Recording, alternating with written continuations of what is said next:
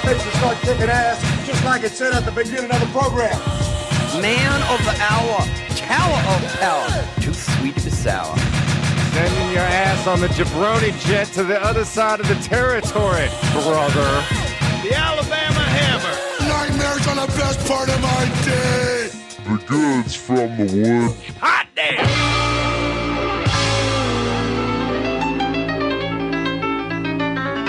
Welcome to the Goods from the Woods. My name is Rivers Langley. I'm Sam Harder. And Carter Glasscock missed it again. Come on. Oh boy. Yeah. We had a debacle with him watching the movie. Look, Carter had too many things on his plate. So I walked outside of Disgraceland just thinking like, God, who are we going to get? And standing there was he's a learned man, a doctor. Another brunette with glasses to replace Carter. Dr. Pat is back, baby! Woo. Surprise, everyone. Oh, Yay. I'm here and I have bad sinuses, so I sound like garbage. How's everyone doing? Only one thing could bring Dr. Pat back to Disgraceland away from his beautiful new family, and that is Bloodsport, baby! For centuries, the Society of the Black Dragon has sanctioned an ancient rite of combat known as the Kumite. Open only to the world's most lethal warriors. It has never been won by a Westerner. You are not Japanese. I can do it. Now, for the first time, the true story of America's super agent, Frank Dukes, can be revealed. Uncle Sam can't afford to let you get hurt. I'm going to Hong Kong. Frank is going to fight in the Kumite, and we're here to stop him. An awesome human weapon. It hurts me just looking at it. Who infiltrates the Chinese underworld. I did not come this far to stop now. Take him. To enter a forbidden competition. Couldn't you just get me in? Strict rules, no press. You telling me you never break rules? Where every fighting style, every worthy opponent, every deadly technique clash in savage combat. Time to separate the men from the boys. And only one will triumph. Now I break you. International martial arts sensation Jean-Claude Van Damme in Bloodsport. The true story of the ultimate champion. We're here to talk Bloodsport, and joining us, he is the host of the Fast and Furious podcast, where they review the entire Fast and Furious franchise 15 minutes at a time, and now he's here to talk about the other equal, I would say, masterpiece of action cinema, that being Bloodsport. Our friend... Fair. Zack Beseda. Yeah, Zack Beseda. Thanks for having me. Yay, thanks for being here, Although man. the sequels don't hold up as well as the Fast and the Furious. Oh, you mean they don't? Yeah. Not entirely true. They don't mysteriously just get better and better for some reason? We actually just finished 6, and it holds up remarkably well. Yeah, the Bloodsport for the Dark Kumite, not so much. That's a shame. We got to talk about the sequels, because you've seen these, and I a long time ago. I mean, I don't remember much outside of the fourth one is the Dark Kumite, and it's not JCVD in them. So, well, yeah. Well, so briefly, we'll talk about our Sam and I's quest to see this film, because it's way harder than you'd think. True. It's not on any popular streaming service. You would think this would be a film that should be easily available for $3.99 on Amazon, YouTube, any of that shit. Rivers sure thought that. That's what I thought going into it. So we had about a bit of a situation. Our friend Carter was dog sitting his cousin's dog, Carl. So he couldn't leave the house because he was dog sitting. So we decided to go over there figuring, oh, well, surely Bloodsport will just be on every streaming service. It's a popular film. Most movies are available. We had to purchase Bloodsport on YouTube. Guess the price. Yeah. Well, I did the same thing, so... Oh, what? Yeah. God damn it, we should have come together on this. $5.99. Buddy, you were way the higher. Oh, really? I think it's actually on YouTube. Well, for I'll free. tell you this. No, it's not. Rocky 3 is $3.99. Yeah, Okay. a normal go price. off of that. Yeah. Okay, here, you want to know how much Bloodsport is? $14.99. You can buy the DVD for a that. rental?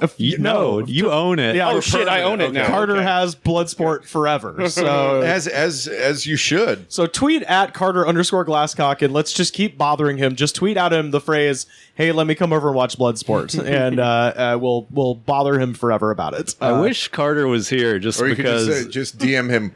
Kumite.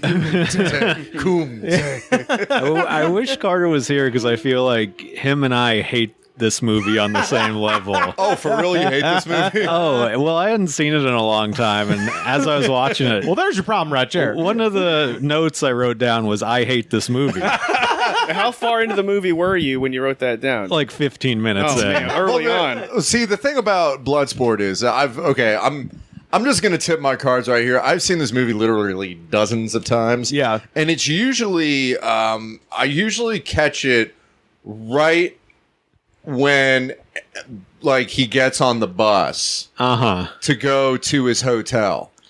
Every time I've watched it, or no, when he visits Senzo Tanaka. That's when I always catch the movie where he stretches him with the ropes. Yeah, so I've flipped through the channels, and invariably on like TNT or Spike or one of those other like television stations, Bloodsport would be on, and it would be better than everything else that happened to be on TV at the time. Well, yeah. So I default into watching it. It was always, the 90s. Yeah, and it's always at that point. So I've seen the movie dozens of times. I've maybe seen the first 15 minutes of it like twice, maybe. Yeah. Oh, okay. Yeah. And I don't think I ever have, because I'm the same way. I probably started watching it halfway through. Just all flashback. Like it's like a 15-minute flashback that's like explaining everything. So I guess we'll start. We just kind of go around and talk about everybody's experience with this film. Zach, what was the first time that you saw Bloodsport? It would have been either high school or like early college when I started to like get into 80s action films and Kickboxer and Bloodsport and all that stuff. So yeah, I watched it. I didn't have a lot of recollection of it specifically. I remember liking it, but then I watched it again today, and I was like, oh yeah, that's why it was awesome. Yeah, because I was a child, and my mind was feeble. It's interesting that you bring up Kickboxer because I believe Tong Po is played by the guy who Chong Li the leg break scene. The guy whose leg gets broken. That's brutal. Po. That's fucking brutal scene. Yeah. That's one you don't see on basic cable. Yeah. So and before we go any further, I did want to shout out my friend Marcus Jones, who and his late great podcast John Pod Van Damme, where he was reviewing every Jean-Claude Van Damme film, and I actually was the guest for Hard Target, which is my second favorite behind Bloodsport. Sure. So this is definitely a ground that we've covered there. But where would you rate Bloodsport? How many Jean-Claude Van Damme films? I guess have you seen? I've seen a lot. I mean, just of all time? Yeah. Because, I mean, JCVD has got to be the best Jean-Claude Van Damme movie. Like, no, the movie JCVD, where he's sort of playing a strange version of himself. Exactly. Yeah. But if we're just, like, I think it's up there. I mean, it's got to be one of the top ones. You think so? I think so. Because, I mean, as I watch it, I'm noticing all the positives, and I realize there's a bunch of like silly negatives as well, but there's a lot of good stuff actually about Bloodsport that I'm sure we'll get into. Yeah, absolutely. Sam, how many Jean-Claude Van Damme movies have you seen? Like, what are you? See, I'm the same way as Pat. I mostly saw them just on cable. Yeah. So I've probably seen Bloodsport quite a few times. I believe Time Cop several times. Time Cop's good. Time Cop, baby. But I don't go out of my way to watch Jean-Claude films. No? Okay. No. Personally, no. No. Do you have an action star that you do go out of the way to see their films? Like, is there somebody you've maybe seen all of them? I'm trying to think. Oh, what's his face? Sly Stallone. Oh, there we go. Yeah, sure. He's got some good ones. Okay. Has everybody... Speaking of just a little side tangent, has everybody seen Last Blood?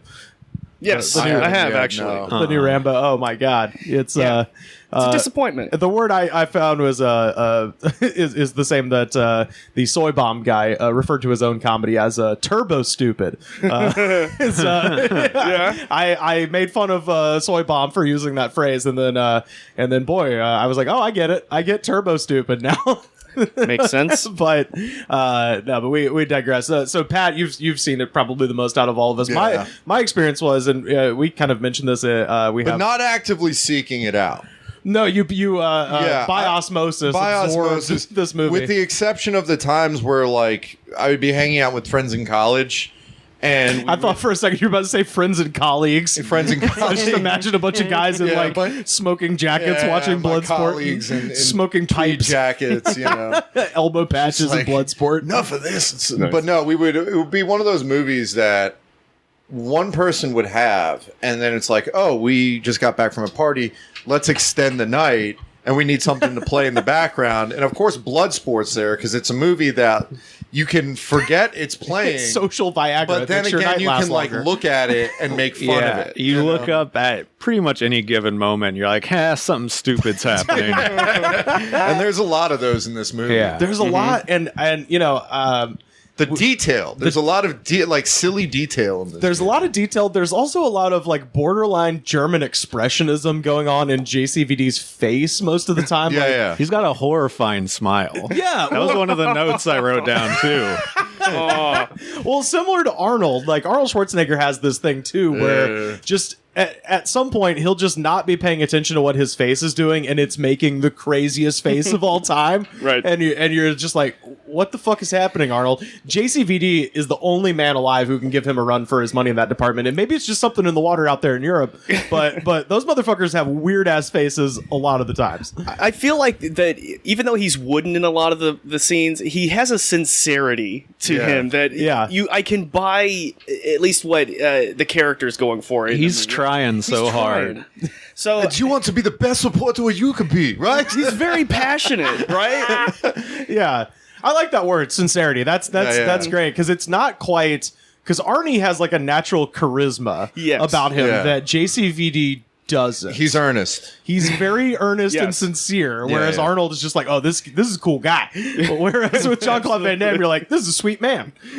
This is a sweet man who likes to kick and split. Yeah.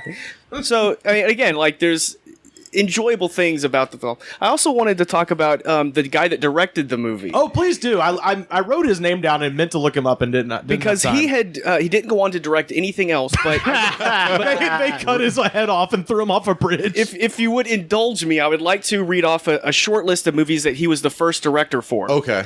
Godfather Part 2, Sorcerer, What? The Jerk, Blade Runner. The Jerk. War like Games, that. DC Cab, 16 Candles. Wait, Bill Maher and Mr. T's DC Cab? The Goonies, Texas Chainsaw Massacre 2, The Abyss, Teenage Mutant Ninja Turtles 2, and Last Action Hero. Wait, so what run that by me again. What was his connection to those films? He was the either first AD or AD. Okay, okay, I understand. Or assistant director. Oh, okay. So it was just interesting watching it and knowing that because I feel like there was a lot of padding in this film. Are you sure he wasn't the assistant to the director? A subtle difference. Yes. I think I kind of sense a little thing like you have those quarterbacks in the NFL that are great backups, and like a Steve Bono or something like that. It would be great as a backup and would have like one good solid run of 4 games or 5 games. So Bloodsport is his Rudy. Yeah, and then his Rudy moment. Then he'd get his starting quarterback job and just blow it. Yeah, Bloodsport is his starting quarterback job where he throws 5 interceptions per game. So Bloodsport is Tim Tebow. More or less. It was really great, and then you put the fish in the water. That fish don't swim. I'm interested to see Sam's reaction to it because this movie's like the stupidest movie, one of the stupidest movies ever, and there's just endless things about it that are fascinating.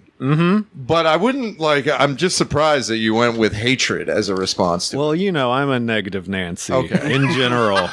Fair enough. And since I hadn't seen it in a long time, I think I used to be more into like watching a movie because it was bad and making fun of it sort of thing. Yeah.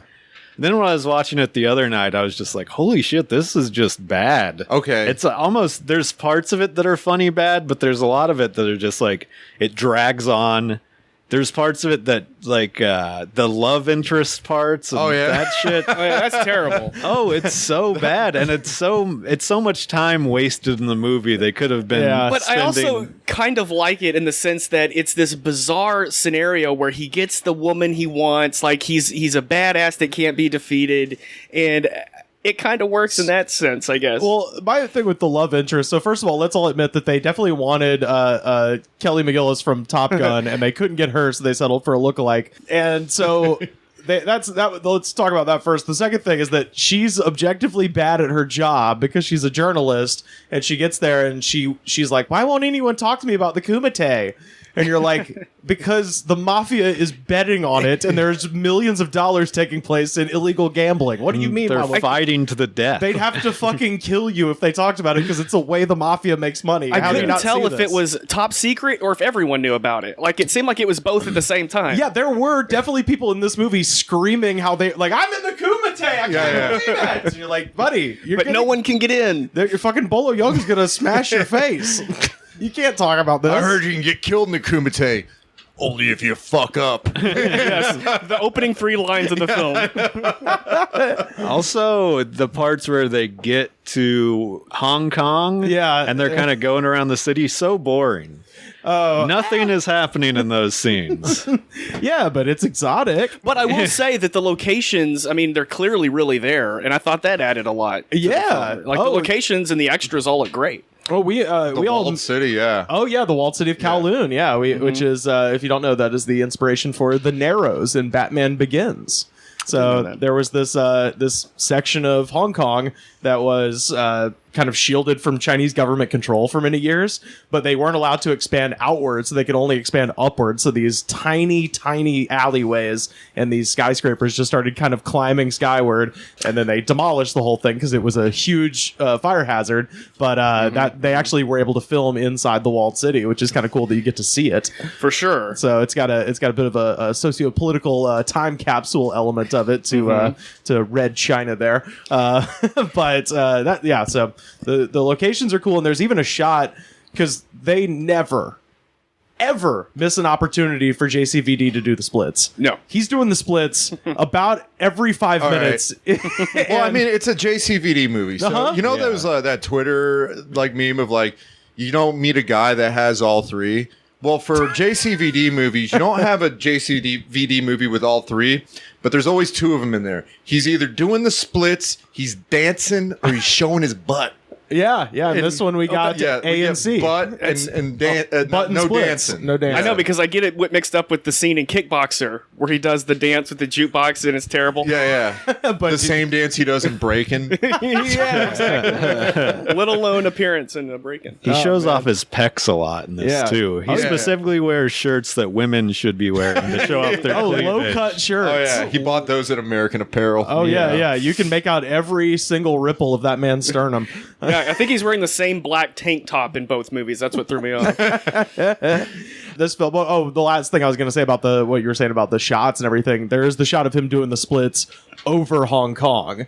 Yeah, that is a beautiful shot. That is one of the better shots of the movie. I think we all remarked upon it. Hilarious. Oh, it's hilarious too. But we all remarked upon it when we saw it. We're like, that's a good shot. Yeah. So of course he got that job as AD. Like, I'm sure somebody was like, well, this movie is dog shit, but that's a shot. Yeah, I feel like there was a lot of at least the padding was interesting. You know, like there's stuff going on. I loved it. I like all the training was interesting. Yeah, I like all the padding. So I came around to this movie when I was a kid.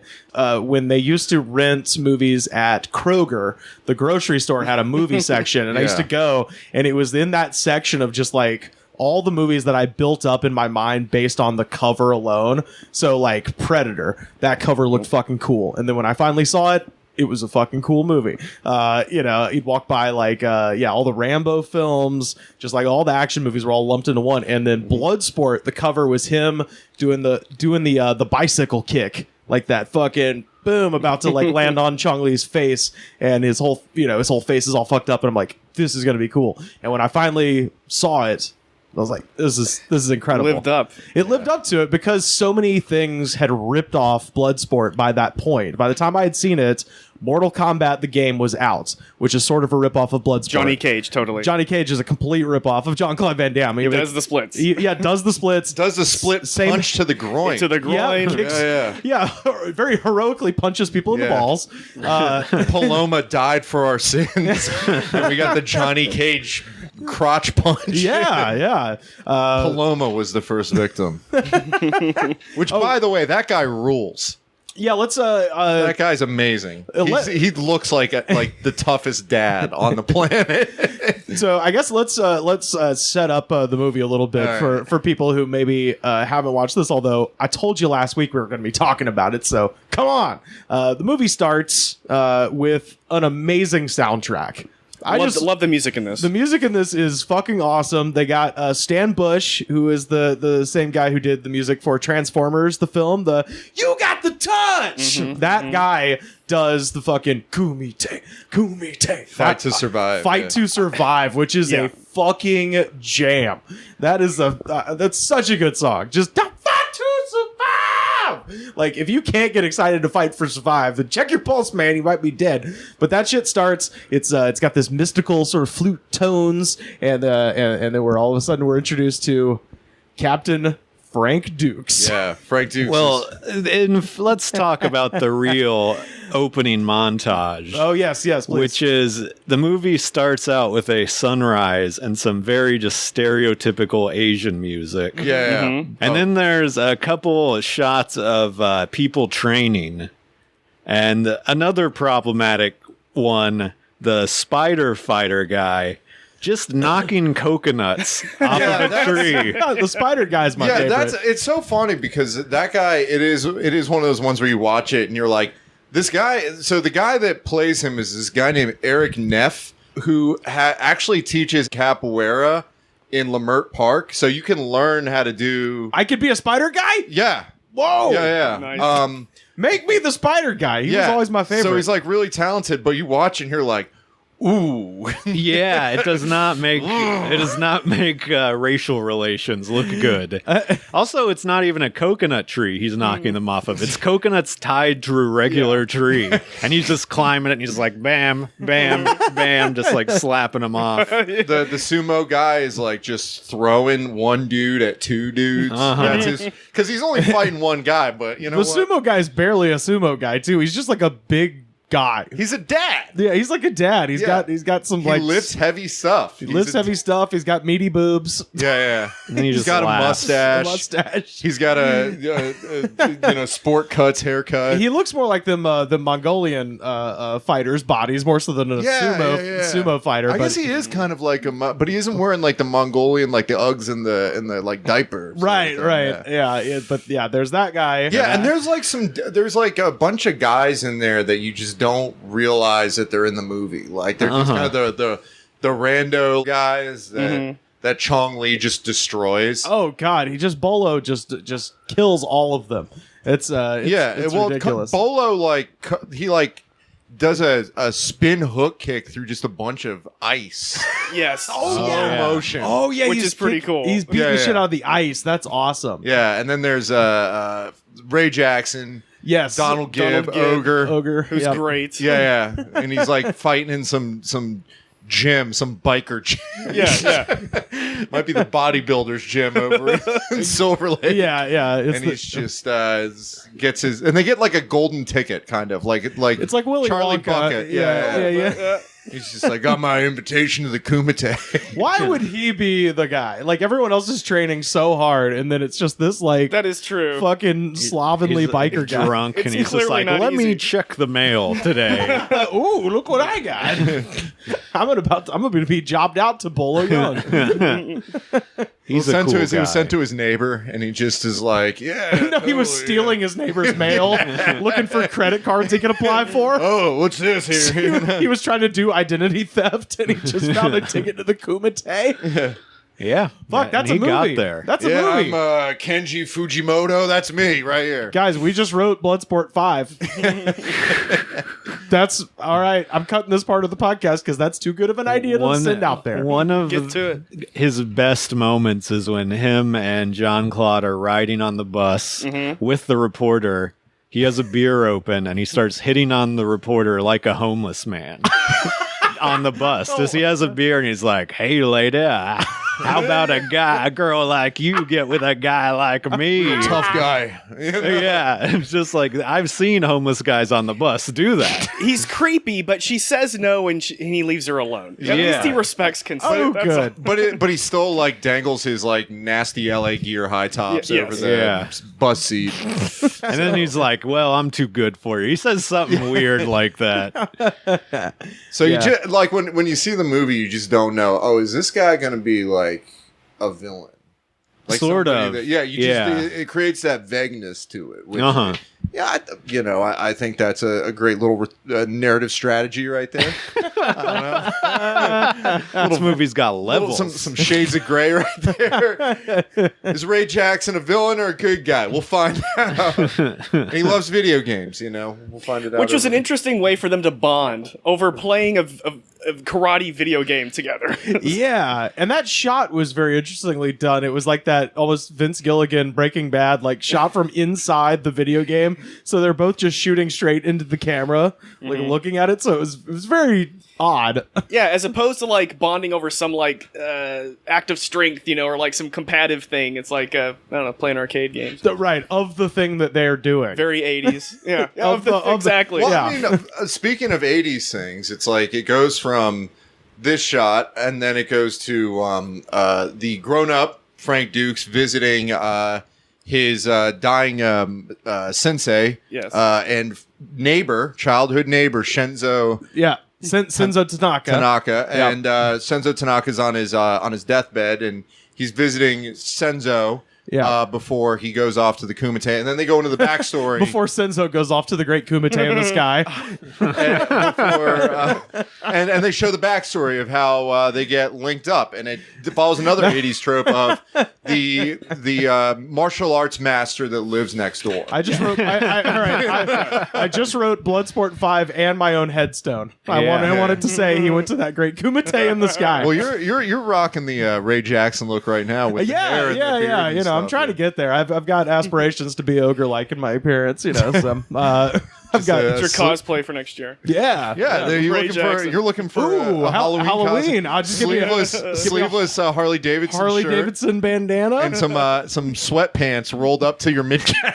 and a quarter full Coors Light. Yeah. Well, at the Indies, drinking some kind of gold Japanese or Chinese beer of some kind with a pull tab, which I loved. In the hospital. Drinking in the hospital. And it's like, I don't know if Frank Duke smuggled them in or if he's just, hey Toots, give me a beer.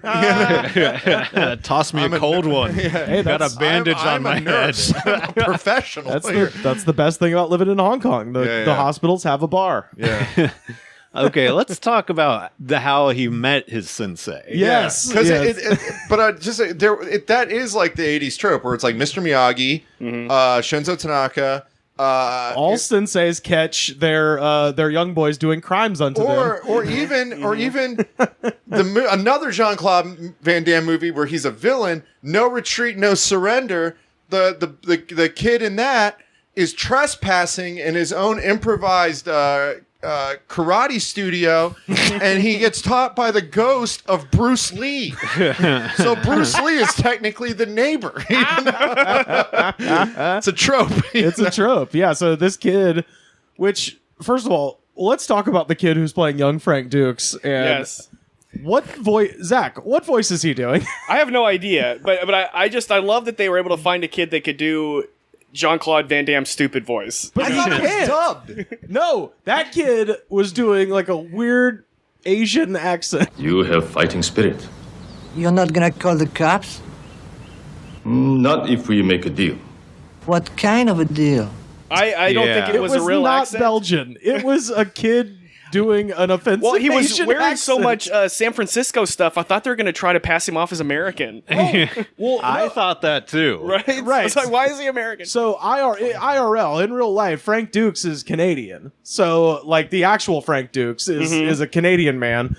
So that's stupid. Also, let it be known that kid is wearing a San Francisco baseball Giants hat and a New York football Giants fucking jersey, which is really funny. That like some casting person at Canon Films, which of course is based in like Israel, was just like Giants, okay, good, boom, slap it on the kid, and then have the kid do a very strange Chinese accent. Yeah, it was very bizarre. It was. So I think weird. they just said do any accent. Yeah. And he just like threw his voice. Can you do the Count from Sesame? It's kind of like Latka from Taxi. Yeah, Foreign Man. Oh, Foreign Man. Yeah. So you are so stupid. He's breaking into Senzo very much. Well, he gets coaxed by his more rapscallionly friends to break into Shenzo's house steal that sword. The sword, and we don't know the significance of that sword or where the sword came from.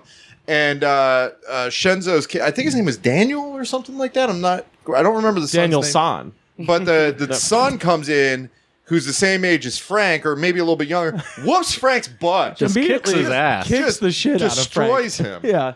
And then they form a friendship because that's what you do after somebody kicks your ass. Kid was getting bullied for being Asian. But first, I think what happened is that Frank stays to put the sword back. And Tanaka sees that he's kind of at least paying respect to the sword, and I think they kind of befriend him a little bit that way first. That's how I took it. Yeah, because it showed like Frank got like bullied into doing this, and he doesn't want to.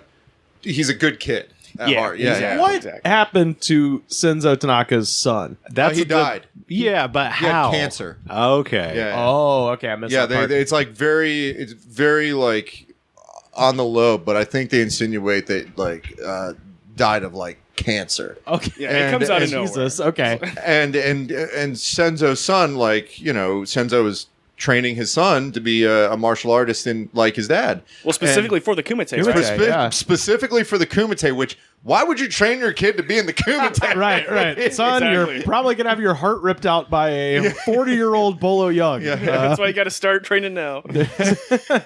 Or alternately by a man who is very much Southeast Asian but is named Hussein and is wearing a headscarf. That guy. That rapist. We'll get to him. Yeah. But no, so Frank, who's friends with Shenzo Tanaka's son, is like, hey, I want to fight in his honor, and Shenzo is skeptical, and he puts old Frankie through the paces. Dear Lord. Well, I feel like the fact that he kind of resents Frank because he wants it to be his son that he's training. Right. But he's willing to train him because he'd rather train somebody than nobody. But I almost feel like he's willing to push Frank further because it's not his son. Well, yeah, if it's not your son, you're more willing to just beat the hell out of somebody. This is a fucking thief. That's the training he gives him. He's just beating him up every single that fucking scene. tree thing is intense. That's just torture. And it's your neighbor, so it's like his parents didn't mow the grass. He's going to take it out on Frank. Well, that's also a weird thing. He caught him. I don't know if Frank has parents. We don't know that, but also when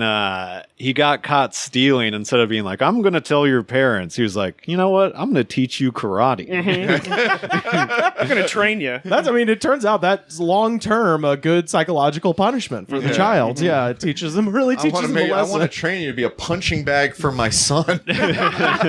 Basically. Yeah, but he's... But yeah, part of the training regimen, we cannot talk about this. He is tied up all four limbs and stretched across a tree. He's drawn and quartered, basically. And the fact that he is living somewhere in this neighborhood is very funny, that he's just back there screaming as this guy is stretching him like fucking like at the Mel Gibson at the end of Braveheart, just being stretched and just going like, ah!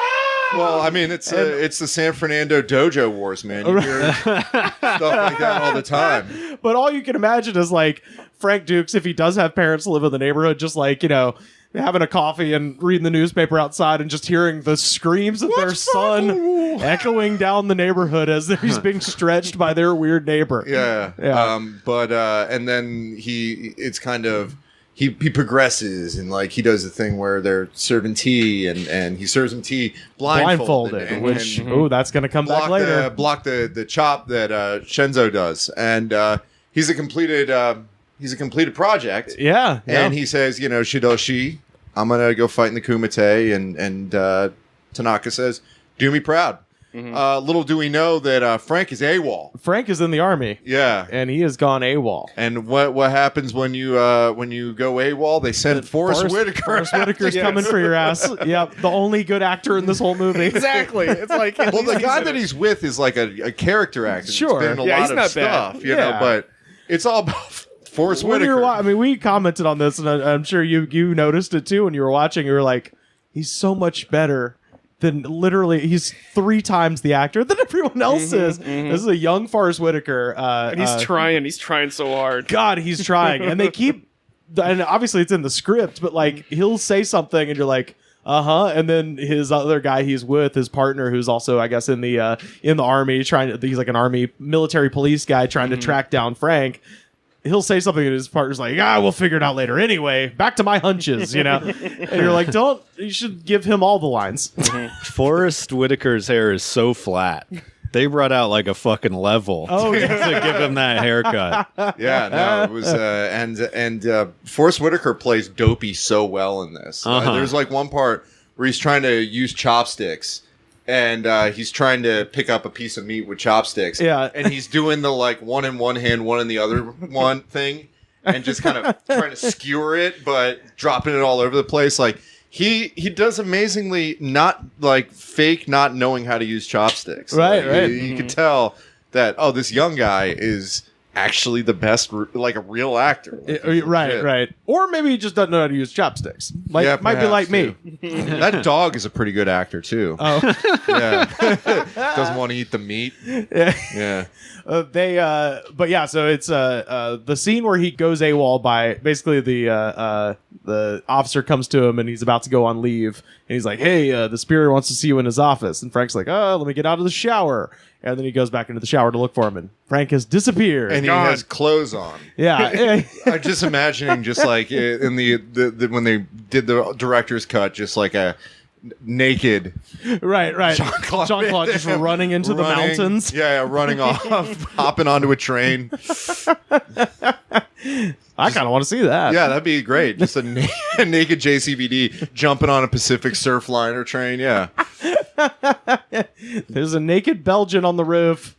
Can we stop the train? That part really, it makes no sense. He goes from doing crazy karate kicks on a heavy bag to being like, let me take a shower, to just in full clothes sprinting across a field. Classic misdirection. Yeah. Well, he's got to get away from the military. Yeah. And the only way to do that is to pull a scam, so he's like a prankster. Do they even show him getting into a car or anything? No, they just snap cut and now he's on a bus in Hong Kong. Yeah. Yeah. So he's in Hong Kong and he's about to, and then we meet Ray Jackson. Yeah, so this is the bus scene that we mentioned. Yeah, this is where we meet Ray. And then we go to the hotel where all the people, all the fighters in the Kumite are congregated, and the big secret Kumite. The big secret Kumite. So it's just a bunch of beefy dudes from all over the world that just happen to be there. And they all seem to be yelling the word Kumite a bunch. And then hey man, you here for the Kumite? Yeah. The reporter's there's a reporter played by Kelly Ayers. I forget her name. I don't even think they say her name. Oh, they do. I can't remember. Yeah. I think they say it once. She's the only woman in the film. It's not important. And she's interviewing random people about the Kumite, and they're all playing dumb, like, "Oh yeah, Hong Kong's a great city, a lot of sights." Tourists. But at one point, didn't somebody say that they were there, as part of an organization that was overseeing the Kumite or something? The Black Dragon Fighting Society. The Kokurukai. Okay. Yeah, I was like, is there a government organization? Yeah, that would be the Black Dragon Fighting Society. So her name is Janice Kent. Janice Kent. She's played by Leah Ayres. Yeah. And so I guess that's when I usually go into it. It starts. This is when it also gets weirdly slow. You could cut out a lot of this stuff. Yeah, there is a lot of stuff. There's just like, hey, here's this guy. He shows you around. Also, it doesn't matter that he shows you anything around. The little Sonny Ono guy. I liked him. Oh yeah, he was. Jackson, you look like a Jackson. Yeah, you Jackson. You look like a. You must be Ducks. God, Dukes. Oh, Dukes. Like put up your Dukes. Put up your Dukes. Yeah, that guy's mullet is outstanding. I'm very American. saying. I am so jealous. I want that. Yeah, he's got like Jimmy Hart hair. Yeah, he does. He really does. And he's their handler. And he tells them all about the history to them and ostensibly the audience, the history of the Kumite and the Kokurukai and the city, the wall city, and all that sort of thing. And they approach it, and then there's the guy that lets them in or lets them into the walled city. So there's these like 3 tough guys and this old guy. And he gives him the old "Okay, USA." What does that even mean? It means that the movie was written by someone whose English is not their first language, or has never been to America. But it's like, I bet they say that to each other. And old American saying. And they go through and they go into this amazingly beautiful fighting arena where you see all the folks, all the various the motley crew that's fighting in the Kumite. They're all just training on the pad. Just doing some kicks. Yeah. Shadow boxing. And I guess like all the people that are there to bet on the matches. Yeah. Is that the right? So how they make money with this? Well, so in the in the story. The storyline, the quote unquote allegedly real storyline that Frank Dukes outlines in Black Belt magazine that the movie was based on. The Kumite was organized by the Black Dragon Fighting Society and in league with the Triad, the Chinese mafia. Okay. So they're basically the ones bankrolling the thing because it can attract a large, investors essentially to come in and bet huge money on this full contact tournaments, right? Yeah. So all the money is coming in from the mob, which leads you to believe that this should be way more secret. Like, you should have your fucking head cut off if you're in a hotel being like, I'm here for the Kumite. Yeah. Like, that should be a death Jackson's sentence. just running his mouth, just like, hey, kid, you want to see some real fighting? I'm fighting in this thing called the Kumite. Yeah. The reporter ends up getting in by pretending to be a hooker? By being essentially the arm candy of like the big bet guy. Again, how hard is it to get into this thing? roller? How does she know that who the high roller guy is that loves Frank Dukes? Well, exactly. Frank Dukes' #1 fan. Well, let's assume that she does know the high roller guy. How does she not then make the connection? Why is she still curious as to why this tournament is happening? And she's also doing like dictation of what's going on, and she's pulling out the biggest tape recorder ever. She's pulling out a boombox. I was thinking of that too. I was like, you can't just remember this shit. Yeah. Well, she's a reporter, dude. Have a small. And she wants to be the notebook. best reporter that she can be. Yeah, get a little pad, get a pen pad, just write it down. Yeah. Bolo Young smashed a guy's neck. Yeah, write shorthand like Meltzer. Come on. Bolo up. Yeah, Bolo up. Bolo up. 2 stars. 2 stars. 2 minutes 30 seconds. Dukes versus Paco. Dukes up. Dukes versus Spider. Good action. Dukes versus Spider guy. And I love how he had to prove that he was that guy's student with the trick, the brick trick. Dimmock. And he says the Dimmock. The brick trick and was they say, incredible. He says, pick a brick. And like the guy tries to trick him and says like the bottom one. Wouldn't it have been harder to get like the middle brick? You know what I mean? It's like the bottom one is that hard. I don't know. Well, and that's where you the top one, and he goes up, and the guy's like, "No, the bottom one." And if you haven't watched the film, that means he has to break a lower brick without breaking any of the right bottom bricks or top bricks. Dimmock. What the hell's a Dimmack? Ray Jackson wonders. Death touch. And he's proved his there's like a thing where you have to prove that you're not going to get killed, and that was confusing. Like Ray's thing was that he just like showed up, and they're like, "Oh, you're big, you're in." Yeah, your reputation precedes you. Okay, USA. No, we know what you did at Altamont. All right. But so they and it's like the movie's kind of like there's all the stuff where they're trying to find Frank Dukes, and it does drag. That's the parts that really do drag. Where it's like even the scene where they're chasing him around, where it's like the slapstick like Harold Lloyd chase Three scene Stooges, sort of thing. The pop rock song playing. The one on the boats. Yeah, he runs away on the boats. Yeah, and it's like. I guess they're trying to be like a 4-quadrant movie where there's like comedy and like a love story and butt kicking and irony, like a 4-quadrant movie. But like, yeah, you can lose that stuff. It did feel like an 80s action movie checklist kind of thing. Yeah. Like you got to have these montages with the pop rock song, the levity. Yeah. But we get to the fights. Yeah. The all the fights and stuff. This is the meat of the movie. The meat of the movie. And who are your guys? Who are your guys? I live in a kumite of my mind. It's called depression, guys. I'm neurotic. I'm constantly fighting Chong Li in my head. With Chong Li as a coach. Bolo Young's character as a coach, he's like this sadistic dude that's won it like multiple years in a row, but he has a coach. Like, what does the coach do? Oh, well, motivation. Yeah. It's very similar to a manager. He's like a Bobby the Brain Heenan type. He's just there to the powder to him. Gives him the salt pill. Gives him his gimmicks. Chun Li was very much like a Brock Lesnar of the kumite. Oh yeah. He's terrifying. Yeah. Chong Li, played by the actor Bolo Young, who I can't not call that guy Bolo, even though his name is Chong Li.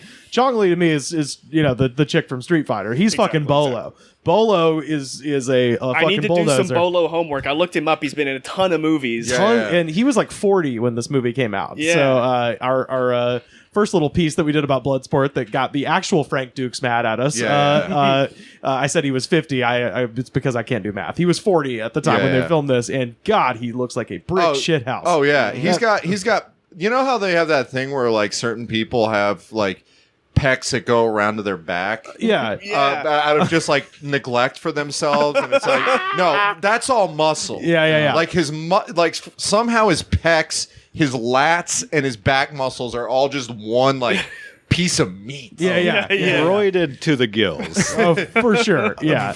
You were talking about faces, man. There are some faces that he whips out. Like when he's, spoiler alert, he almost kills Ray Jackson. He kills a bunch of people. The fact that he kills one person, didn't kill he breaks Ray a leg, Jackson. and but like he does this slow motion where he stomps him, and he just goes ah, and it's like, oh my god, this guy's. He's a beast. One of the many wild faces made in this movie. There's a lot of slow-mo Jean-Claude Van Damme doing that sort of. Well, there's one very noticeable part where they've clearly just put two takes together where his hair goes from soaking wet to perfect and dry and then back to wet when he does his weird face, which is outstanding. And which leads me to believe, by the way, that every single take they did twice, and the second time they're like, all right, now just go ape shit. Do the craziest shit you've ever... Make weird faces, go nuts. And they used every one of those takes. And was everyone overdubbed, or just most people? I feel like a lot of people were recorded by a completely different actor. Young Frank Dukes. Definitely. Yeah, young Frank Dukes was recorded by a 75-year-old Chinese man. Some of his sensei, too. Good. Oh yeah, Tanaka. Yeah. It's just the lines, just like man. Oh, all of Bolo's lines were dubbed. Because Bolo sounded more American than Frank Dukes. He would just be like, You break my record, now I break you. Like I break your friend. You will not break my record. Yeah, just very. Just like I break your friend. Yeah. He's awesome. And the best heel move. And like a lot of nodding, like a lot of really good, like, just like a lot of face acting in this movie. Yeah, he's awesome in it. Between him and that janitor, man, that's like the two. Bolo does something. So Bolo fights Ray Jackson. It's hubris, man. Yes. Right. He does like a double axe handle, and he's that's his move. Oh, though. yeah. Like he goes straight for the finish. Like his Macho Man Randy Savage. Yeah. Well, I was saying his move is to pick the guy up and bop him on the head. So his finisher is Little Bunny Fufu's finisher. But yeah, he goes for that shit with Bolo, and Bolo don't fucking play like that. Well, yeah, no, he obliterated. Like Ray Jackson did obliterate some dude's like face. With his hammer fist. Yeah. How embarrassing would it be to be beaten by a large American drunk? Like in the Kumite. Yeah, in the Kumite, in the most prestigious theoretically fighting contest on planet Earth, and I got fucking waxed by a drunk from the Liquid Zoo in Van Nuys. The only American in the competition, I'd have to imagine. Well, so in kayfabe, Frank Dukes is very American, although in real life he's Canadian, and in this movie he's very Belgian. Right. But theoretically, But because I think they're the only two they're the only two Americans, and I think there's no other North American fighters because their handler represents the North American fighters. So there's no Mexican fighters, right, and there's no Canadian fighters. So them two are representing an entire continent. Which means that it has to be a golden ticket situation because there's no way that fucking Ray Jackson made it through early heats. Well, they did say the Black Dragon Society said that Frank is representing Tanaka's school or something. The Tanaka. Were they sending out invitations by school? So Frank is so Ray is representing the Florabama. It's just the Hell's Angels. He's representing the AWA apparently. Well, it's so funny because it's like there is a sort of thing where a lot of like guys that own shopping center mall karate schools look like that guy. Yes. Like that's one thing is it does as the show's resident martial artist. Are you going to say how much does this represent reality? And I say the biggest difference is that there isn't a lot of American flags around, which is core to American martial arts. It's patriotism. Sure. And a lot of God stuff. And so Ray looks like a guy that would run like Ray Jackson's action karate in the Palm Coast Mall or something like Except it would be a few years after the Kumite and he would have given up drinking and that would be like a crucial element of his teaching. Just be like, guys, I fought in the Kumite. I fought in the most prestigious and I didn't win, not because I didn't want to in my mind, but because I was a slave to the drink. I was a slave to the bottle. And then Jesus showed me the light, and I can't get back in that Kumite because I fucked my knee up. But if I could, Ray Jackson got born again, and he joined the power team. He's ripping phone books, chopping through cinder blocks. Now I'm gonna break 3 cinder blocks with just my hand. Let me show the you Word of God. Let me show you my dim mac. Points a break over his head. You know what the real dim mac is? Deuteronomy. Satan's the real dim mac. And doing drugs. And premarital sex. That's the real dim mac. I was doing drugs and now I'm Deuteronomy. All right. But who are the most? So you mentioned I love the spider guy. Ricardo Mora is the name of that character. Wait. So if you look closely on the board, it's Ricardo Mora. Oh well, maybe he's central. Where is he supposed to be from? Well, I don't know because it's the coconut guy, right? Yeah, the spider guy. I took it as like African. I thought he was supposed to be African, but if his name is Ricardo, maybe he's like it's Dominican. But it could be Angolan, right? Because it's Angolan. Capoeira in Angola, I believe, was a colony of Portugal. Oh, so we've officially just in this moment put more thought into this than they did. Sure, yeah. He could have been South American. Yeah, he could have been because like there was my favorite dude in that whole crew of misfits. Yeah. All of the ragtag group of martial artists. Oh, I mean, it's just like a crazy mix of folks. Like, I was surprised that there was no Soviet Union guy. Oh, I thought it was interesting that the villain was from South Korea. But true. I think because that's outside of the trope of 80s action movies. I like the guy Joe Gomez. Okay. It's the Portuguese Joao. I guess it's Joe. Oh, like okay. Joe Galbalto. Okay, yeah. So he's the guy that like flexes and points. Like the guy that's just like the totally ripped dude that Frank Dukes is fighting. Is he the bear hug guy? No, he's not the bear hug guy. That's Paloma. Okay. Right, so that's the dad. That's the sumo Mongolian folk He's the guy that's like just shredded and oiled up, and he's fighting him, and he does the thing where he like points. Oh, is he the dude with the little mustache? No, that's Paco. Oh, yeah, because he's the Muay Thai guy. The guy who looks like the keyboard player from the Hold Steady. Yeah. I thought he looks like Manu Ginobili. Yeah, that too. It's like Don Flamenco. But he's the guy. He's the. I presume he's like. I presume he's a black Brazilian. Yeah. Or he might be from Angola too. I don't know. Portuguese.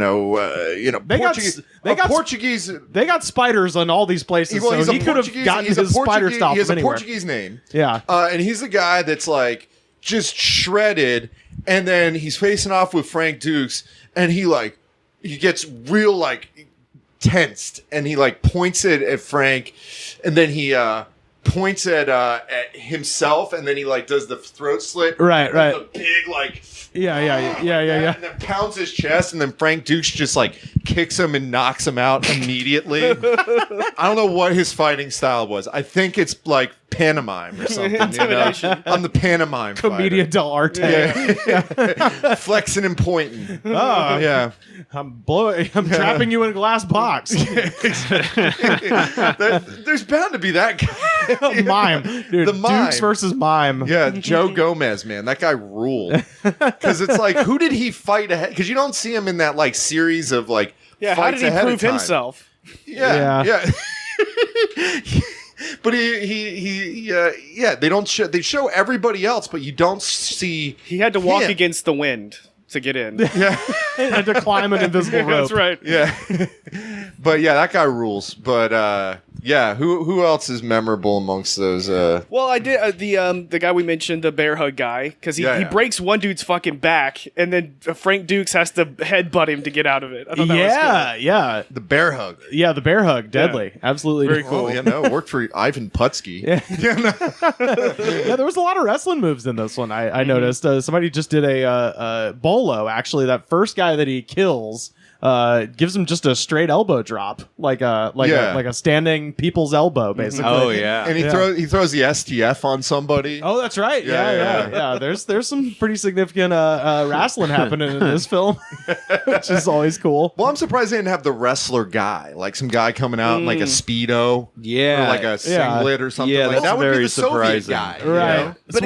that was one of the things about this. I think they seem to take all this stuff like fairly seriously. All the action and the choreography and stuff, I thought seemed believable. Right. Well, so that's so many eagle tattoos in this fight. A lot of eagle tattoos. Oh my god, that's how you know that you're invited to. That's how you show you're part of the Kumite. Yeah, how many eagle tats? Show me your eagle tattoo. You got to get one every year. Yeah. One dude had 3 eagle tattoos. Well, that was how many times he's been killed by Bolo Young. That's how many lives he has left. Third time's the charm. Each time Bolo kills you, the eagle disappears.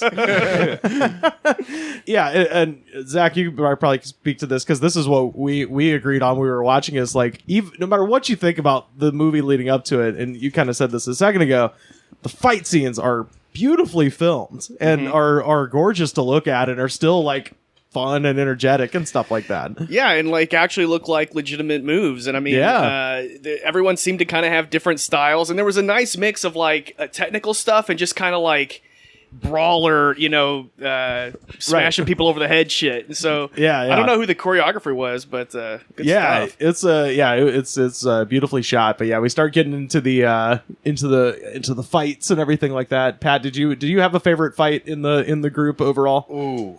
I kind of like the bolo squashes. Those are always really good. It was save for the leg break part. That's brutal.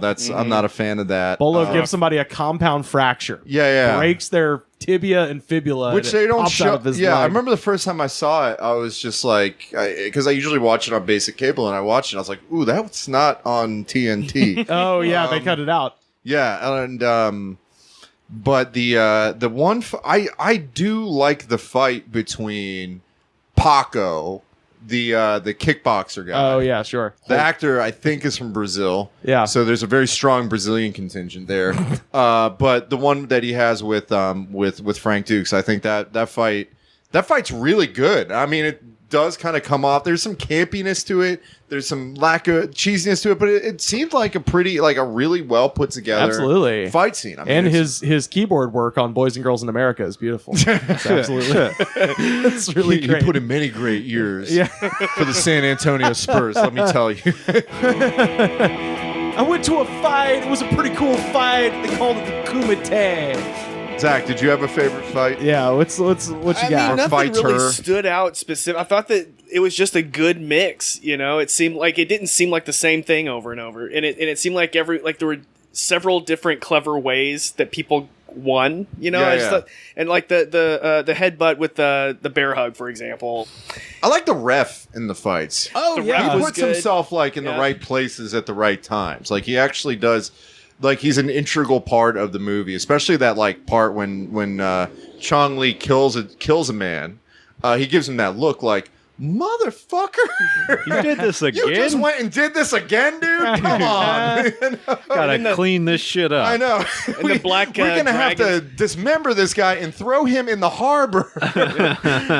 I like the black dragons. Like they reject the outcome or whatever. Like they turn their back on it. That was cool. And then he's just like, "Come on, fuck you guys! I'm Chong Li. Does this place not have any rules?" Yeah, I know. This is the Kumite. So we get to that last fight. Finally, everybody's eliminated. Bolo has fucked up Randy Jackson. Randy Jackson. That was fucked up what you did to me, dog. That's right. It's a little pitchy, Bolo. It's a no from me. It's a no from me. Could Chong Li beat that compound fracture's a no from me, dog? Could Chong Li beat up Bo Jackson though? Oh, great question. No, really. Bo would just run right through him. Yeah, early '90s Bo. No way. Yeah, absolutely. He'd run up the side of his face. That would be a fight I'd like to see. I'd like to see that in the that Nike commercial. Where it's like Bo know hockey, and he's playing hockey, but Bo know fighting, and it's just Bo knows Bolo. Bo knows Bolo. He's got his fucking number. Here comes number 34 up your ass, dog. We finally get to that final fight scene. Bolo has destroyed Ray Jackson. He's now in the hospital. He's drinking in the hospital. Having a good old time. And now they're going to face off. Dukes versus... You want to end up like Jackson? Yeah. Or worse? So now it's Dukes versus Chong Li. And for some reason, what had been a raised platform the entire time. Yeah. Every single match had been on a raised... Just flat mat because covered in blood. The rule was... There's 3 ways to win. Knock the dude out. Yep. Kick him off the platform. Yeah. Make him say mate. Or fucking kill him. Which is uncle. Or murder it's like saying him. uncle. Yeah. I think that counts as a knockout. Yeah, that's a knockout. An eternal knockout. That's a TKO right there. Ref stoppage. A fatality, as they call it in the business. But then for some reason, when it comes down to Dukes and Chong Li, it seems as if the platform has collapsed and now has 2 raised sides that look sort of like a half pipe, and then the mat is now on the ground. I didn't notice that. Yeah. If you go back and watch it, well, because it got the beard guy who's like the head, head of the Kokorukai. Yeah. Is like, prepare the arena for the final battle, and there's like, yeah. And then you go and you see the special stage for the special, and they're both wearing shorts, which I don't get that part. Yeah, why do they have to change their ring gear? Because they're fighting in the final fight, right? Because they have weird rags at their waist. Yeah, it's like the yellow side versus the red side. Like it's kind of that's throughout the entire thing. So what I think, because everything is so drastically different, is that at some point, somebody was like, this slows the movie down too much. Let's cut this, whatever the explanation was for why the ring changes, why their clothes change, why so much of the setting changes. Either A, there's some explanation where they just cut out of the film, or B, they cut out, and this is what I like to think, is that there was some sort of Brock Lesnar versus Big Show type thing where the ring collapsed. And they couldn't afford it, and it's from when Paloma fell down, right? Yeah, Tits McGee got slammed on his back, and with the little one finger push, yeah, collapses. The finger poke of doom, and then the whole thing collapses, and instead of just paying to have it fixed, they're just like, fuck it, let's just have it. Let's roll with it. So they went with a collapsed ring. They wanted to make it special because they had VIPs there, like Forrest Whitaker. Yeah, exactly. Yeah, and the Fox executives were also there, so they had to make it real special. It's the executives from Canon Films, who are actually the Mossad. No. But yeah, that was what I think. I think there's a scene missing that they must have cut from the film, which is funny because this film is just under 90 minutes. I was like, you couldn't give me a 90-second explanation. Couldn't you cut like the world's longest montage with sad like introspection? If you take out the montages, this movie's 15 minutes. Oh yeah. Oh, we're gonna get to that because this movie has a very special advocate who hates the beginning but loves the end. Because there's a thing where there's that montage where he's on the bus and he's all around before the split overlooking the view of Hong Kong. A very terrible montage. Yeah, where he's like, but it's the really sad Stan Bush song that's like not Stan Bush cannot do a ballad. No, he has to do a rager. Yeah, absolutely. Yeah. He needs to do something that slaps. Yeah, you gotta get pumped. Right. You gotta get pumped. The music in this is ridiculous to the point where it reminds me of like the Trey Parker and Matt Stone Team America, like gonna need a montage. Montage. Like that is taken. The earnestness with which they sing that is so. This is a prototype for that. America, fuck yeah, montage, any of those sort of like overwrought, songs that they'll put in either Team America or South Park for like an action scene. You're like, this has got to be an inspirational 80s rock, dude. Yeah, but done with no irony at all. You're just like, oh no, Stan Bush was just. You can just see him because he's a guy who works alone. It's all synthesizers. You can just see him in the studio, just really feeling himself, just being like, I fight to survive, and just being so far. I want to see that. I want to see that VH1 storytellers. Yeah, he's like, well, I was in a room of my own farts, just loving the smells. just like sitting in a studio with the world's biggest mixing board. Yeah. It's like the Who. Let me tell you the story about this. I saw this snare drum. I saw a snare drum. And I just was like, this skin of that drum is so tight. So tight. Tight as a drum. And then I wrote it. And then he just like gets on a keyboard. He's like, perfect timing, tight as a drum. And that was the keystone of the entire song. Now, let me tell you how I wrote to You Got the Touch, You Got the Power. It does make me think, how long was the original cut of this movie? Right, because there's no more that you can cut from this thing without it being technically considered a short film. I think it was shorter. I think they had to add stuff. Yeah, very possible. Why didn't you add back the part where they explain why the fuck the ring is different? and also Bolo kicks the ass of like 7 dudes, right? Yeah. So you think of this and it's like, at the very minimum, this is a 9-round tournament. Right. So there has to be hundreds of men fighting in the Kumite. Yeah. Oh, it's what they, it kind of is the beginning of, the cracks forming allegedly in the Frank Dukes story is how many knockouts he has in the Kumite. Because it says he has something like 327 knockouts. And in order for that to be real, assuming this is a round-robin tournament, there would have to be trillions of people in the Kumite. But could it not be over multiple years? Well, yeah, but even over multiple years, there's not enough people on the planet for that number to make sense if it's a fucking round-robin.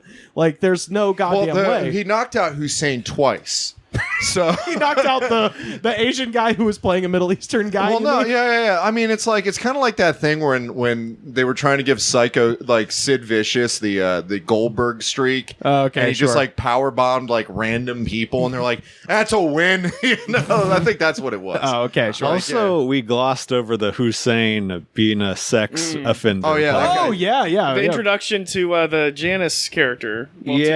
Really? Yeah, Janice kind of comes into the movie. She's being bothered by sex pest Hussein, who's played. He's wearing like one of those chic. He's wearing kind of the what do they call headdress? That? A kaffa. A kiafa. But he's like the actor that played him is Filipino. Because I always wondered if he was supposed to be like Malaysian or something like that. Nope, just your regular old. They were like, oh, you're another. Yeah, you get the Aikido pants. Another problematic. Go put on the Aikido pants. You over there. You're the Muay Thai guy. Yeah, doesn't matter. You're from Brazil. Just put them on. So he's just grabbing a woman by behind and going, "You're gonna come to my room tonight." And he's got like 5 other dudes with him too. Yeah. She's gonna have to suck the whole clique up. Exactly. Unless Frank Dukes does something. And what does Frank Dukes do to save her? Magic. Street magic. Yeah. That's right. David Blaine's street magic. That's right. Hey, everybody loves street magic, though. Yeah. And so Frank Dukes puts a coin in his hand and says, if I can snatch this before you close your hand, I get the chick. I get to bring her back to my room, which is creepy equally. And Janice is not a fan of this. Yeah, either. no. She's like, oh, I'm being treated like property from both sides. It's being left a chance. Yeah. I came all the way to Hong Kong, and all I get to be is chattel. So they don't even agree when to start. They don't do a 1, 2, 3, go situation. Yeah. Hussein just closes his hand and goes, she's mine. But then Dukes goes, open up your hand. The little point. Yeah. Different colored coin. New coin. Yeah, not only did he take it away, he replaced it. Yeah. That fucking good. Gave him less money. That's right. I wonder if Shenzo taught him that one, or if he just like got the book. That's a Shenzo classic book or something like that. Yeah. Blaine taught him that one. Chris Angel. Yeah. I learned the ways of Duke's Kwando from Shinzo Tanaka. I learned the ways of street magic from David Blaine. So yeah, then they go back to Dukes' room, and of course they fuck. Oh yeah. Oh yeah. What you've seen him do the splits? In fact, I even think it's her idea. She's like, I'll stay. Yeah. Oh no, got all night. She just wakes up in post-coital glow. Yeah. Ooh, and Fully looks over, dressed. fully And then- dressed, and and then sees Frank's ass. That's right. You And see then we got JCVD's butt. Yeah, just she- hanging, just like a pair of Speedos. That's right. Right underneath his butt cheeks. Yeah, her new then dawn he is a kind of- half moon. Yeah, and then he like kind of like takes a pause and then pulls him up like he's the little kid on the water babies. Like Yeah, the copper tone girl. yeah, with the doggy. Like As I remember, he's looking back at her while he does it. Yeah. Like he was just looking back, waiting for her to wake up. Been up for like half an hour. Check it out, baby. Check out my ass. No tan lines. Truthfully, if I had an ass like that, I'd do that every time. Oh yeah, dude, I would I'd walk around with my ass out, like, yo, check it out. I'd wear Wranglers all the time. And with those jump kicks, he uses all that butt to get the air that he does. That's right. So what else did you not like about this movie? Sam? Yeah. It was mostly everything before the fighting parts. So there's hardly anything good that happens before that. Name 3 good things that really happen. I feel it's very simple. It's a very simple setup, but I feel like it's done in such a way, maybe because I'm just a fan of like 80s action cheese, but it's like, there's a tournament, here's why he's in it, he's going to try to win it. Yeah. Right. And I do like the kind of slapsticky Three Stooges sort of esque thing of Forrest Whitaker and the other guy chasing him around Hong Kong. And Forrest makes it work. Forrest makes it work. And there's one scene that I watched and I was like, I don't know if they could do this now, because you're just looking at it, you're like, this is such an occupational safety hazard, like where they have all of these boats lined up across some canal, and Forrest Whitaker and the other guy are making their way across these boats that are all clearly tied together, but like Forrest Whitaker nearly like wipes out a couple of times. He's like pratfalling left and right. Do the whoa. I don't think those Funny. The pratfall is when he falls in the water. Yeah. Everything else leading up to that, you're like, oh, he fucked his shins up on that one. Like you could just tell. Like it like falls into a group of people. Yeah. There's the part where Frank, they're chasing it and Frank jumps over the railing and then he like just like leans on the railing. He's like, He's hey like- guys. Yeah, Like well, Axel Foleying it. Yeah, he's it's just totally a Bugs Bunny Exactly. type character in that moment. And then there's like this really weird like song in there where it's like, there's a time to live and a time to choose. It's Michael Bishop. I had to look up and see who played that song. Oh, it's Yeah. not Stan Bush. That is not Stan Bush. Michael Bishop. And what's weird about that to me is this movie takes itself so seriously. Except for these, It does. There's moments where it tries to be funny or whatever, but it takes itself so Well, seriously. there's the part where Ray Jackson comes in and sees JCV doing a split, and he's just like, Earth to Frankie. He's like looking at it. He's like, you want to have kids one day, man? And he like throws up the kind of like diamond cutter symbol. Yeah. And he's just like, what? But the scene that I think is so funny, that's like so earnest, where like JCVD is just like, why are you a reporter? It's just, my father was a reporter. And you want to be the best reporter you could be, right? And she's like, well, I want to be the best fighter I could be for my Shidoshi. Shinzo Tanaka. And she's like, oh, great, Frankie. You could end up like Ray Jackson or worse. You know? But really, she's thinking like, oh, this guy's dumb as fuck. Yeah. So Or she like, oh, no, like throws he's like, Sean Pedris. And you're just like, who's Sean Pedris? I am going to fuck the shit out of this dumb guy. It's what she's thinking. But he's so cute. He's such a dipshit, but I love him. She reminds me of that guy I met when I was in Colombia. He did the splits on my face. But yeah, that's my issue with it. Is it seems to take itself very seriously, but it makes it hilarious.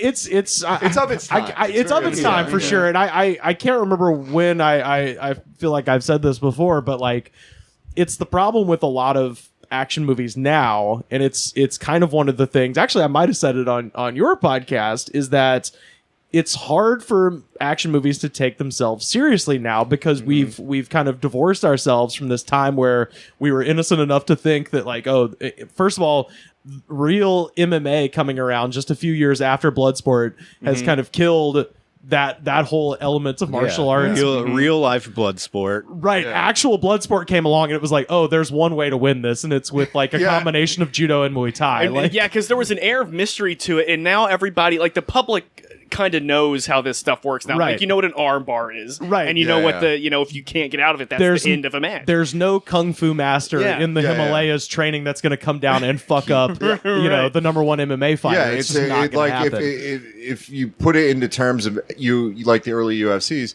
JCVD was like Keith Hackney. He's the guy who did the flip. Oh no, he's the Ray Jackson is Harold Howard. Oh, okay, sure. I'm Harold Howard. That's him. That's him. That's my real life Ray Jackson. There you go. Yeah. We have a saying where I come from. If you're gonna come on. Yeah, we have a saying where I come from. It's drink beer in the hospital.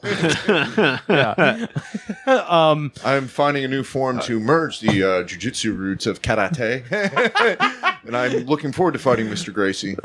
But yeah, it's a combination of that, of like the mystery of karate is dead, but then also I think just as a society we've become so sort of. I don't know. We don't know. We know that the dim mak isn't real. We don't know. We know I feel that, like with a lot of action films, it's like when they do this sort of cheesy stuff, it's like they have to let you, the audience, know that, hey, we know this is cheesy, right? As opposed to just go with it and just let it be fucking cheesy. Or if it's or it has to be completely just like mind-blowingly amazing, like Tony Jaa from On Bak, right? Where it's like that there are no wires, there's no CGI, that. He's doing all of his stunts. It's all these sort of things where it gets to there is complete reality to the guy doing all of these stuff, and it's mind-blowingly insane. Or even like Jackie Chan, where it's like it's mind-blowingly insane. But this is a time before we're jaded. And but even if you don't know, you can tell it's real. You know what I mean? Like you can sense that there's a realism to what's going on. Oh, sure. So this might have affected the way that you watched it, Sam, and me too. Just sort of, and I know it did for Carter because our other host who's not here at the moment had never seen this thing before. But there is a fact about Bloodsport that has, unfortunately, since the last time I watched it, creeped in, and now I can't not think about it. And that is that Bloodsport is Donald Trump's favorite movie of all time. Yeah. So I wanted to read. It's a bummer. It truly is a bummer. And you watch it and you're just like, oh my God. But he doesn't know that many movies. Thinks it's real, Exactly. So this is from Time Magazine. I called Ray Jackson. I said, Ray, are you okay? And he said, I'm not real. My name is Donald. I'm a fictional character. My name is Donald. No, my name is Donald Gibb. No, my name is Donald Trump. Yeah. And then we get in a fight. He's very unreliable. Yeah. So this is from 1997. Yeah, you're a loser. You joined Lambda Lambda Lambda. If you were a real winner, you would have stayed in Alpha Beta. I love Jefferson Darcy. I liked him better than Steve.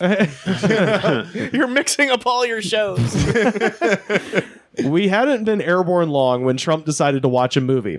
He'd brought along Michael, a recent release. But 20 minutes after popping it into the VCR, he got bored and switched to an old favorite, a Jean-Claude Van Damme slugfest called Bloodsport, which he pronounced an incredible, fantastic movie.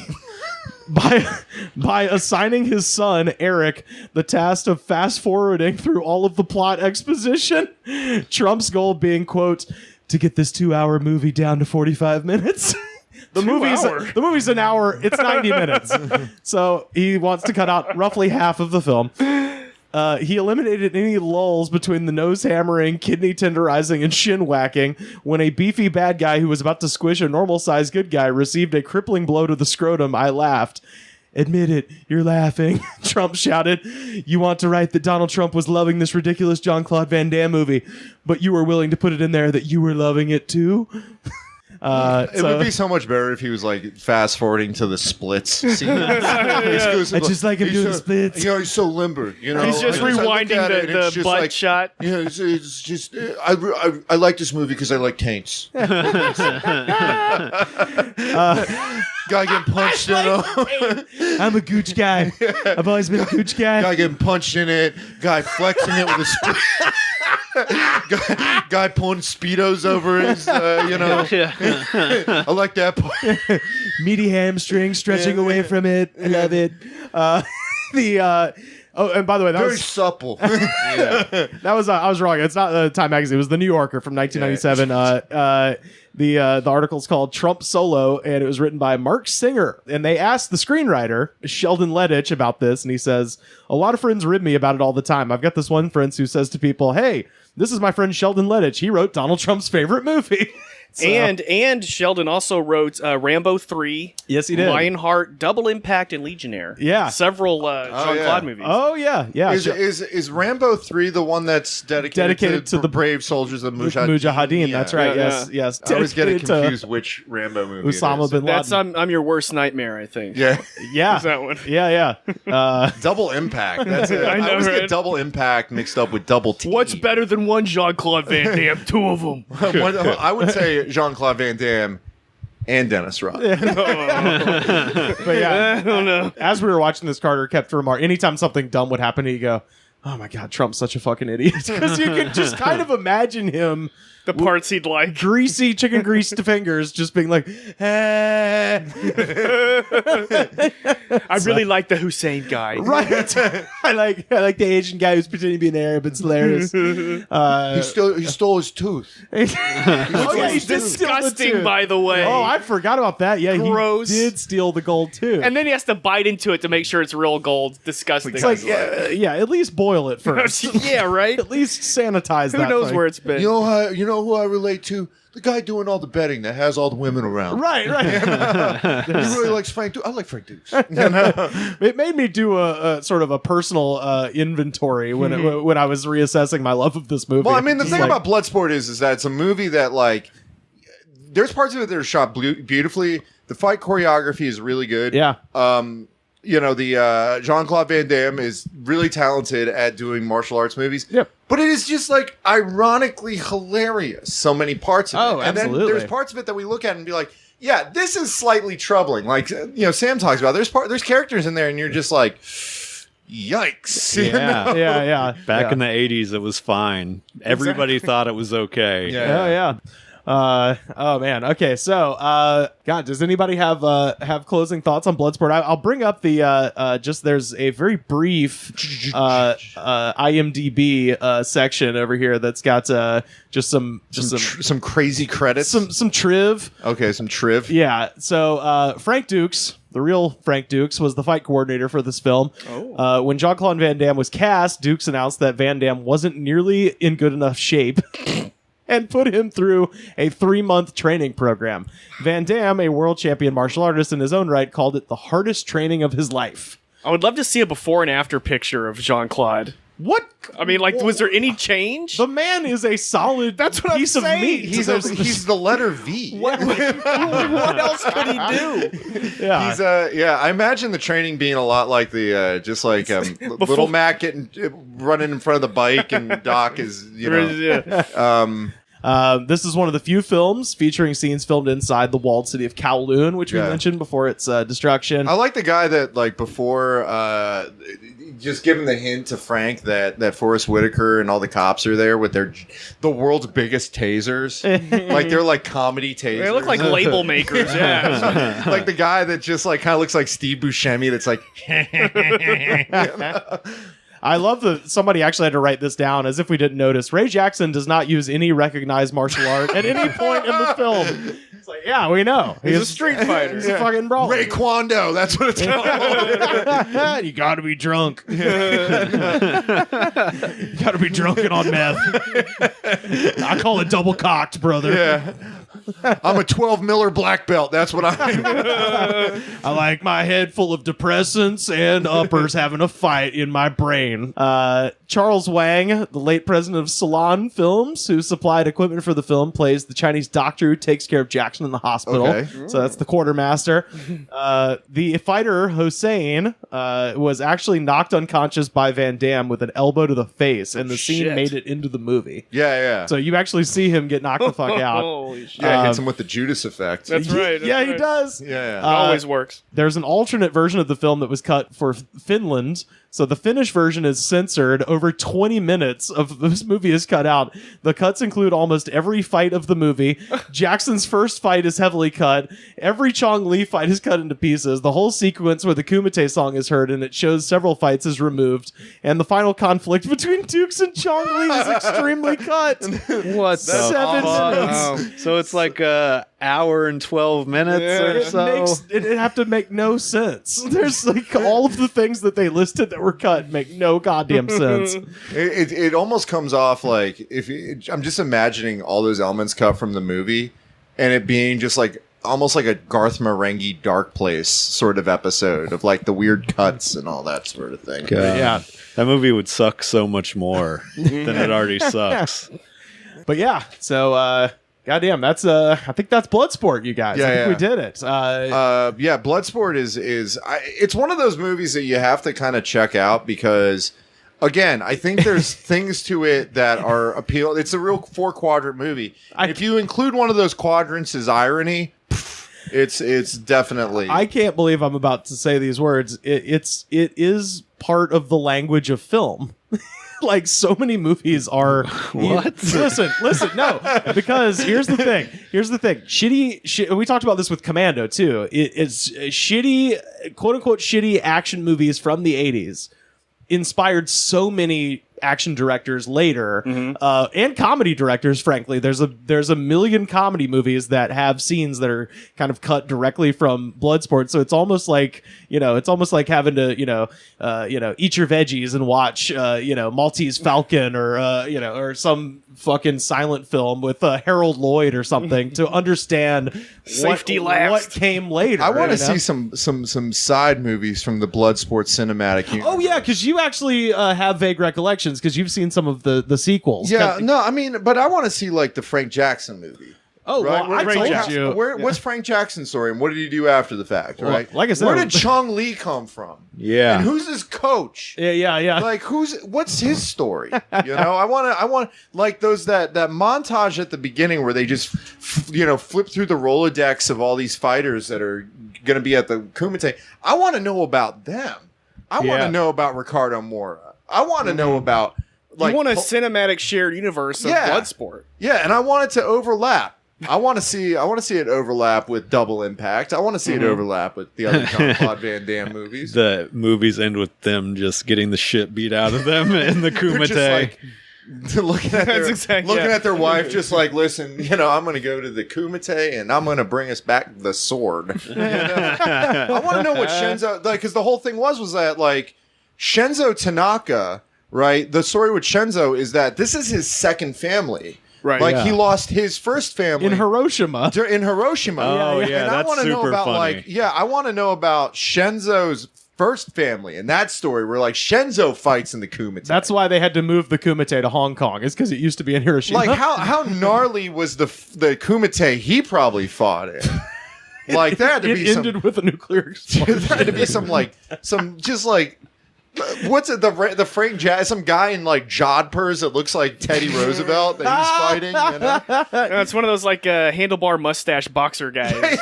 Yeah, he rides in on an ostrich. I've been boxing kangaroos. A penny farthing bicycle. Yeah. It's just like it's like John L. Sullivan and the Great Gamma comes in. Yeah. It's Jack Johnson and the Great White Hope and shit. Just like like what kind of collection of people were part of that? I want to see how did Shinzo Tanaka move to the United States and find his American dream and buy a house in the San Fernando Valley and make a life for himself. I want that story because he's the American dream. Oh, for sure. Well, I want the real Frank Dukes story in a movie. That would be fascinating because the real Frank Dukes allegedly is completely full of shit. That's what I hear. It's outstanding. Well, but you're on his. I'm on his shit list, and that's fine. Bad list. Hey, listen, man. I'm not even trying to start a campaign here. All I want to say is that I love Frank Dukes, even though he's completely full of shit. Allegedly, that's my favorite type of person. It's just a guy who's unrepentantly full of shit. But have you found out anything about him that is verifiably true? Like, what is he really? Oh yeah, so he goes to the Liquid Zoo. Yeah, he goes to the Liquid Zoo. Does he really? We talked about this on our episode with Ron Swallow. Right, and he like got in a confrontation with him or something, right? Yeah, well, kind of, because he was he was sitting in the front row, and Ron was like kind of started talking to him and stuff like that, and he was just one of those like, oh yeah, I'm him. One of those guys, like it was nighttime, but if it wasn't, he would totally have Oakley wraparounds, one of them guys. And, so, I mean, if you want to go back, just type in Goods from the Woods, Frank Dukes, and you can see my full kind of don't report. Bring me into this. Report that I did. Yeah, no, don't bring Mr. Goodnight into this. Yeah, no, for sure. I have a family. Needless to say, the real Frank Dukes, if he'd have to be dead, because you have to he would never license his actual story, but his like bullshit, you could make an amazing like Big Fish-esque Tim Burton movie of the crazy shit that he claimed that he did. He was lying about everything. I'm just gonna come out and say but that. Regardless, I mean, like the story, like on its very basic level of Bloodsport, is pretty cool. I mean, like even if it's all bullshit, it's a cool story. I mean, it's one of those things where it's like it's very neat. It's very wrapped up really well, and it gave us Forrest Whitaker. It did. It gave us Forrest Whitaker. If anything, it gave us and Forrest the assistant director of The Abyss. That's right. Well, I hate to say this, but I think it gave us something else, and that is the UFC. I don't think I'm fine with that. I don't think the UFC would exist except for movies like this. Yeah, because I don't think there was ever a thing that was like we need to test every martial art against each other. Between that and Street Fighter 2. Yeah. Because Street Fighter 2 was more explicit. Because like Mortal Kombat was like robots versus spacemen versus dead ninjas. Yeah, all these sort of things. Like Street Fighter 2 was like, all right, we got a pro wrestler. We got Mike Tyson. We have a Muay Thai dude, right? We got two karate guys. We got a Green Beret. A sumo. We got a sumo. We got a guy with stretchy arms. Yeah. We have a guy that got bit by a radioactive... his plane crashed into a... Yeah. It grew the ability to do photosynthesis. We've got a guy with blades for hands. Yeah. He's a bullfighter.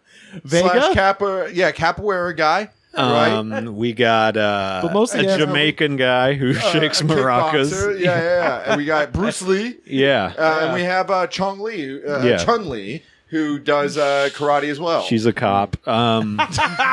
She is. That's the story. She's a cop. Yeah. She's a fucking Guile, cop. the army guy. Yeah. Yep. I think that all led to the UFC, which is now the biggest combat sport in the world. Right. Mm-hmm.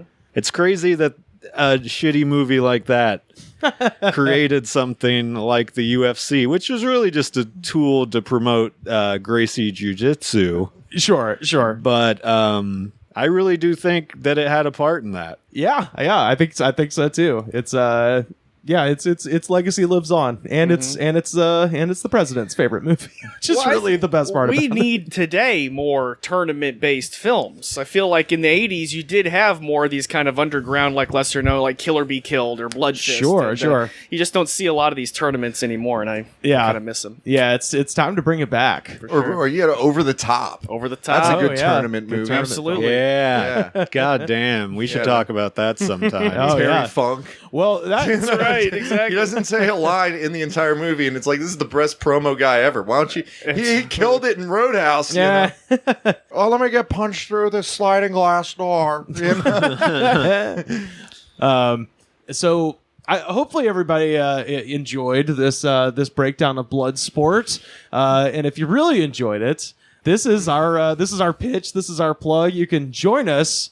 We are going to be doing a bonus show every week on Patreon. Yes. So we are launching. It's been this show has been going since September of 2013. Wow. And so we've put out a shitload of free content, and now we're going to put out even more content behind a paywall. So we're going to have every week we'll have our regular episodes that will come out, try to maintain the same level of quality that we've always had with that.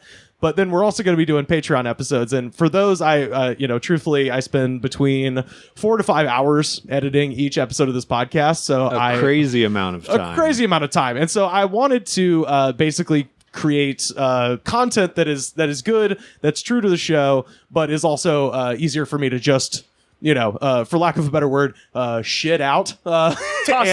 Toss out. So we've got our show's called The Goods from the Woods.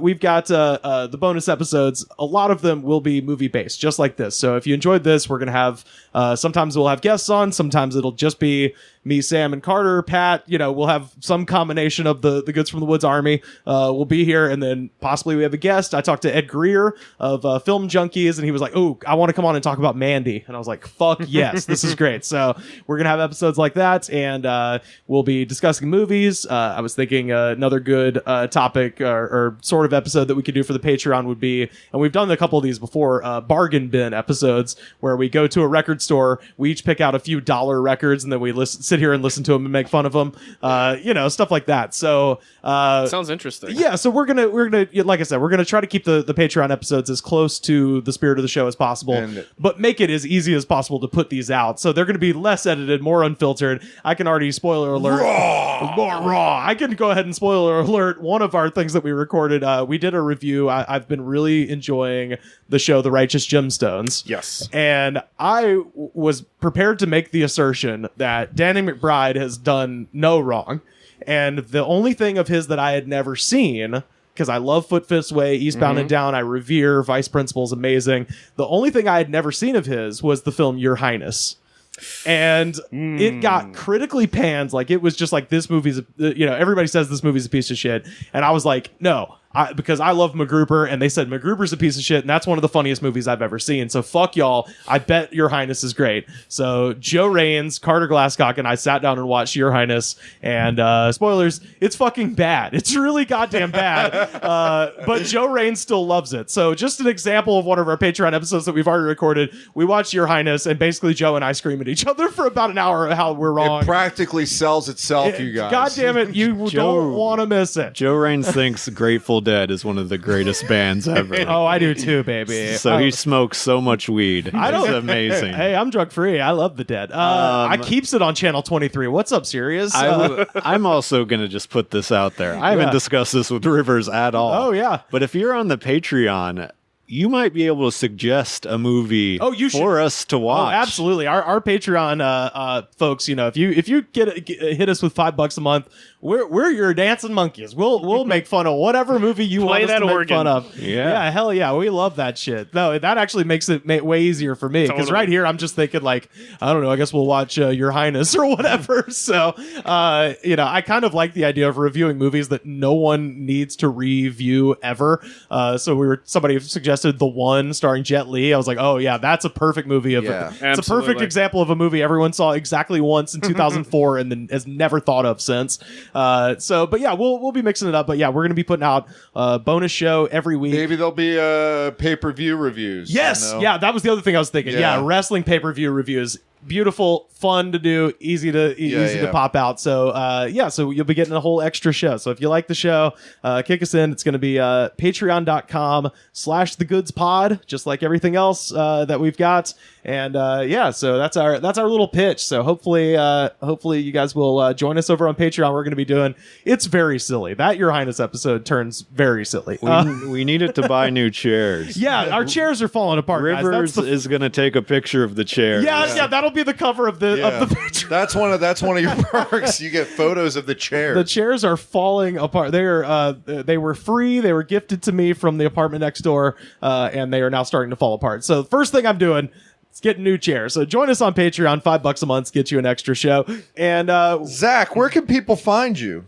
I have the social media and stuff, personal, but I mean, look up the stuff for the podcast. It's So Fast, So Furious on Instagram, So Fast Podcast on Twitter, and we basically just watch 15 minutes of of Fast and Furious movies at a time. And, check them out. You guys were nice enough to have me on for minutes 30 through 45 of Fast 6. Yes. Which is right when that movie starts getting real good. So I had a hell of a time, and we did 2 hours on that 15 minutes, I think. Yeah. Just about. I have a tendency to be long-winded, but not a problem. Not when I'm passionate. I won't apologize. Totally. It's fun as shit. I love your show. I've been thanks, I've man. been keeping up for a while there. Shout out to my boy out there in Massachusetts, Nick Jones, for creating this melding of the minds here between who was So also Fast, on So our Furious show. and Goods from the Woods. Nick, our favorite Juggalo. Yeah, that's right. Yeah. Whoop out to Nick in Massachusetts somewhere. Yeah. And he reviewed the parody version of Fast and Furious with us. I think he's super fast. I think he's still kind of mad at y'all about it. He might be. I think he wants to come on a real episode. Which we should have him back. Yeah, great dude though. But so definitely check out So Fast, So Furious. It's fun as hell. Sam, where can people find you on the internet, sir? Twitter, Slam Harder. Check out my latest tweet about how I want to buy a gun. And then check out me defending that I can afford to buy a gun. I, in fact, can. Guns are very cheap. I'm going to buy one because I want to point it at things in my room.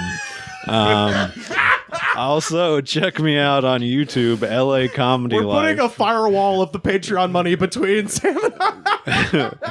LA Comedy Life. I've got videos coming out this past weekend, this week, discussing comedians' craziest erotic sexual stories. Oh, those are fun. Yeah. Spoiler alert. A lot of the comedians I talk to have issues getting it up. Some erectile dysfunction going on in the comedy community. Fun and erectile dysfunction. Some good stories, though. Fascinating. Check it out. Oh, man. Pat, what about you? You got any lectures coming up? Anything fun? Nope. I have, outside of my domestic life, nothing to speak of. Oh, boy. He's got a cute baby. I saw it. Yeah, we got an adorable baby. So he taught himself how to do a downward dog, and he's only 6 months old. Oh, shit. Impressive. Find me on Twitter and Instagram at Rivers Langley. You can find the show, Facebook.com/TheGoodsPod. We're on Twitter at TheGoodsPod. Every episode ever, YouTube.com/TheGoodsPod. Buy a shirt, ProWrestlingTees.com/TheGoodsPod. Make it look skinny on TV. I've commissioned a new logo, so we got some new shirts coming. Hopefully, I told our webmaster Richard Eden up there in the Klondike, who's got his own Mammoth design company that he's working out. I sent him the old school Allman Brothers logo, and I was make us something like this. So hopefully we'll have a cool super calligraphy logo coming soon to ProWrestlingTees.com/TheGoodsPod. Bonus episodes, Patreon.com/TheGoodsPod. $5 a month gets you access to all that and more. You get to see our shitty chairs that are falling apart. Pat, what should the folks do when they get to iTunes? Rate, review, and subscribe. Tell a friend, and it shows the attitude of gratitude. And if you don't have the attitude of gratitude, I'm going to buy a gun. And we'll see you next week. Fight to survive! A fight to survive!